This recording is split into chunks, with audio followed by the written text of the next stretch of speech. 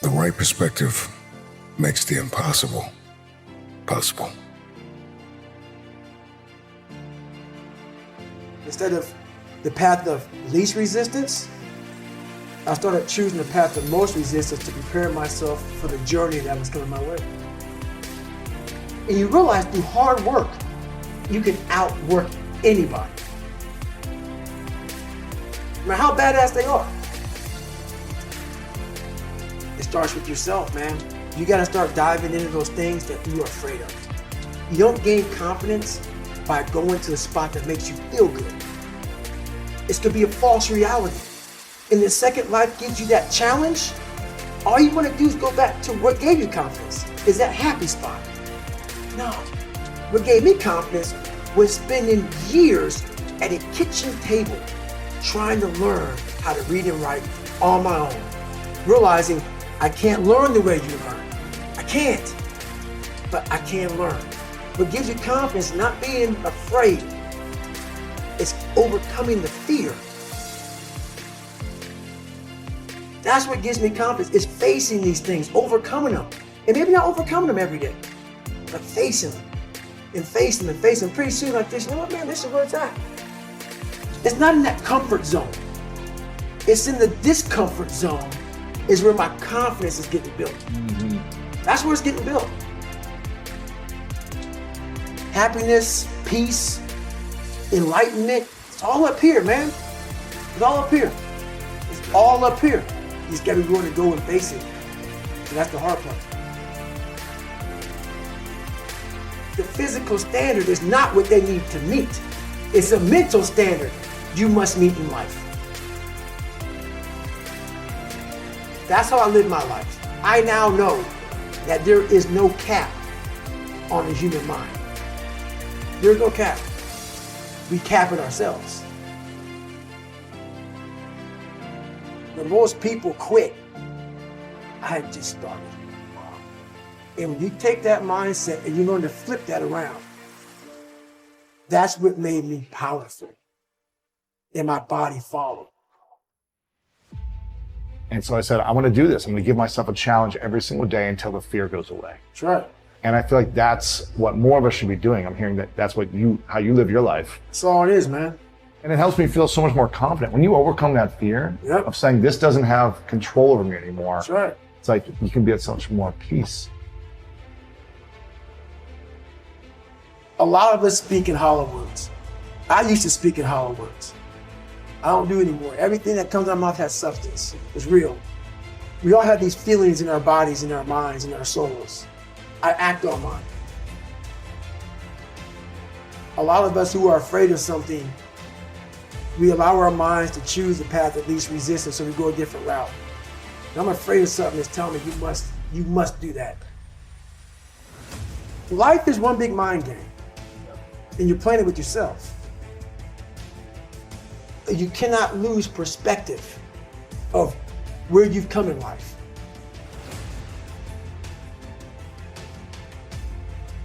I'm trying to give people a different thought process of life, where failure, hell, disappointment, discomfort is a great learning tool. And many people don't understand that, but it's these few moments in life that you have. Like for me, I always talk about it. Rocky won round 14. That 1 2-minute and 13-second clip of Rocky getting up when Apollo knocked him down. That one clip, when I was going through a very bad time in my life, I saw what I wanted to be. And it wasn't a guy that won. It wasn't a guy that won everything he did. It was a guy that kept getting up after being knocked down. So I realized that that 2 minutes and 13 seconds changed my life. That's all it was. I saw something that I needed to be in the world I was living in. Maybe my story will give someone the 2 minutes and 13 seconds they need to change their life. Everybody's got a story. We don't share it on social media. We share our nice life on social media. We all have a dungeon. I'm just willing to talk about mine. Mental toughness isn't something that you sample. It's something that you live in every day. Whenever hardness comes, and you don't know what it is, it may be different for you than it is for me, but you go back to your insecurities. And then when you go back to your insecurities, you then look for comfort within those insecurities. And we all look for that cookie that your mom used to give you when you were sad, when you were sick. We look for our wife or our husband. We look for comfort. It's in those moments you must retrain your mind to think differently in health. The mental standard is you must know how far you've come.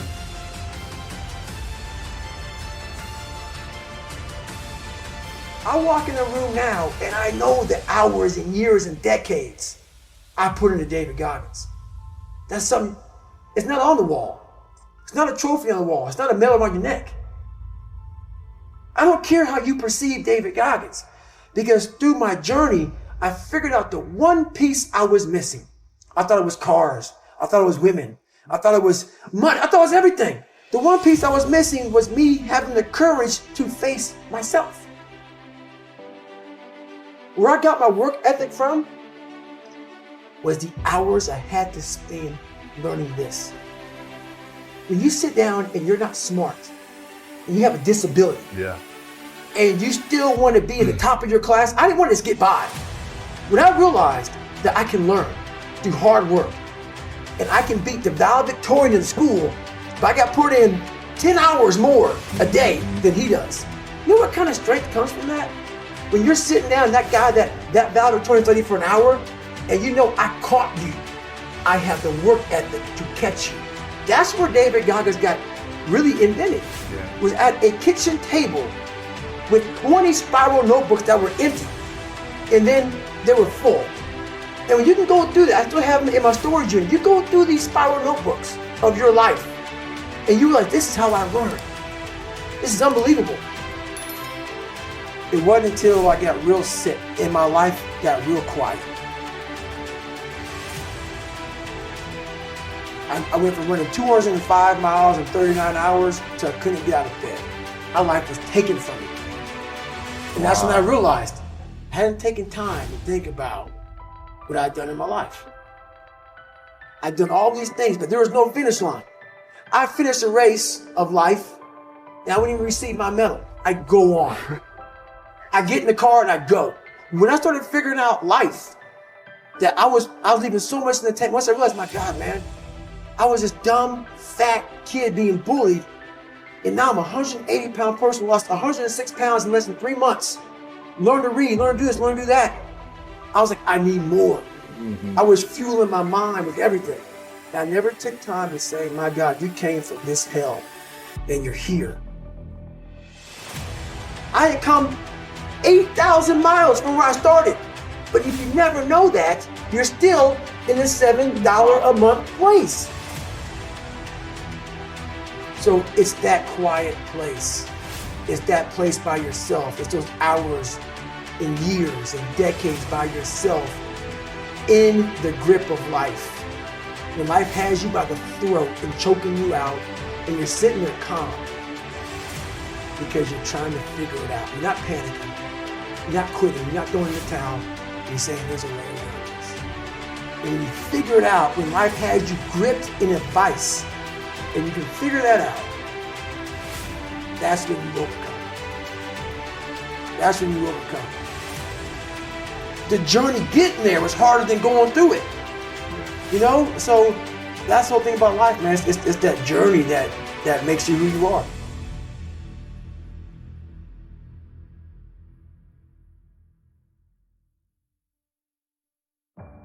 When I was working with my professional athletes, it required me to do a lot of traveling. And this story gets me every time. So when people say it didn't hurt, it still hurts. I was packing for a trip. My daughter walks into the room. She says, "Dad, why do you travel so much?" I said, sweetheart, this is how I provide for the family. This is how I take care of you and mom. This is how I put food on the table. She looks at me, says, Daddy, if I eat less, will you stay home more? Now people would think in a fairy tale, or most people would say, I unpacked my suitcase, I'm not gonna take this trip, all right, let's go grab some ice cream or let's go out. I kept packing. Why? I had to set an example for her early of what it meant to win and what you have to leave behind sometimes in order to pursue what's unique to you. And I wanted her to understand this is who I am. And I want to set an example for you. I had a conversation with her later on to tell her why I did all those things. And in the middle of the conversation, she stopped me. She goes, I get it. I understand. She saw the results. She saw how it brought us closer together. She understood my dedication to my craft and what it took to excel and what it took to be different and what it took to stand by unpopular decisions, knowing that every successful person that I've met, every successful person that I know had to make those decisions over and over again. There are things that are going to have to take a back seat. You're going to have to leave a lot of things behind.